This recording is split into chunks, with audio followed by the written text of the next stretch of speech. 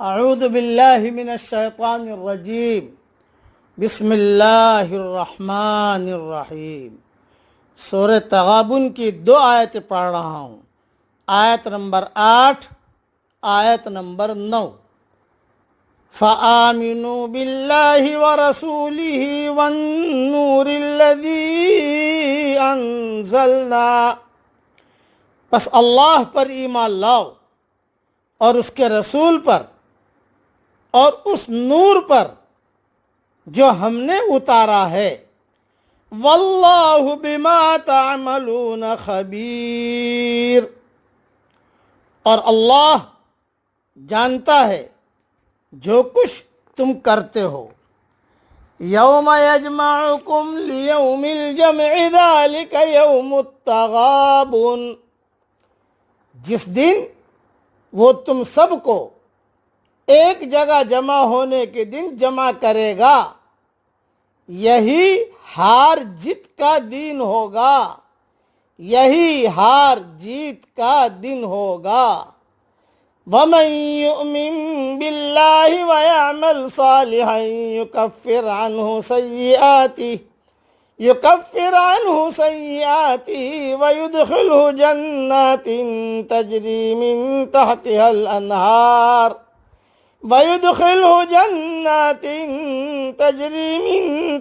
الْأَنْهَارُ خَالِدِينَ فِيهَا أَبَدًا، اور جو شخص اللہ پر ایمان لایا ہوگا اور اس نے نیک عمل بھی کیا ہوگا، اللہ اس کے گناہ اس سے دور کر دے گا اور اس کو باغوں میں داخل کرے گا جس کے نیچے نہریں بہتی ہوں گی، وہ ہمیشہ ان میں رہیں گے۔ ذالک الفوز العظیم، یہی ہے بڑی کامیابی۔ اب مختصر اس کی تشریح سن لیجئے۔ نور جو نازل کیا ہے اللہ نے، اس سے مراد قرآن مجید ہے، جس سے گمراہی کی تاریکیاں چھٹتی ہیں اور ایمان کی روشنی پھیلتی ہے۔ اور ہار جیت کا دن ہوگا، کیا مطلب؟ یعنی ایک گروہ جیت جائے گا اور ایک گروہ ہار جائے گا۔ اہل حق اہل باطل پر، ایمان والے اہل کفر پر، اور اہل طاعت اہل معصیت پر جیت جائیں گے۔ سب سے بڑی جیت اہل ایمان کو یہ حاصل ہوگی کہ وہ جنت میں داخل ہو جائیں گے اور وہاں ان گھروں کے بھی وہ مالک بن جائیں گے جو جہنمیوں کے لیے تھے۔ اگر وہ جہنم میں جانے والے کام نہ کرتے۔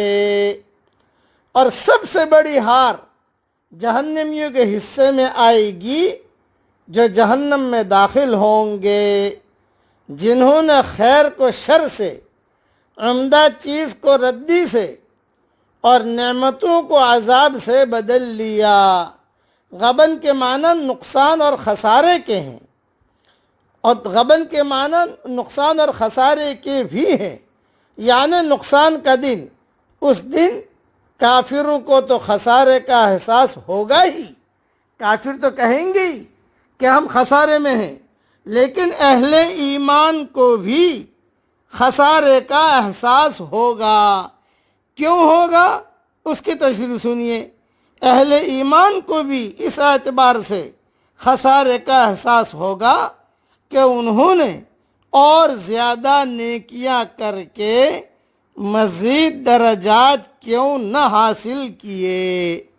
بھئی اور نیکیاں کرتا تو بڑی اور بڑی جنت ملتی، بڑے گھر ملتے، بڑی ترقی ہوتی، اونچی ڈگری ملتی، لیکن بھئی غفلت میں کیوں دن گزارے؟ مل تو گیا، جنت تو مل گئی، لیکن ذرا ٹاپ 1 ملتی، اوپر والی ملتی۔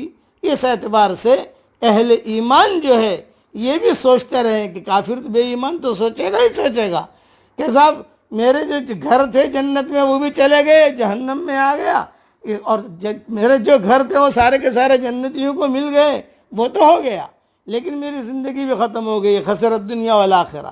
اور اہل ایمان کہیں گے نیکیاں ہم اور زیادہ کرتے تو ہمیں اور اونچے درجے ملتے. اللہ تعالی ہم سب کو اعلیٰ جنت میں داخل فرمائے اور اعلیٰ درجات عطا فرمائے. آمین. وآخر دعوانا ان الحمد للہ رب العالمین.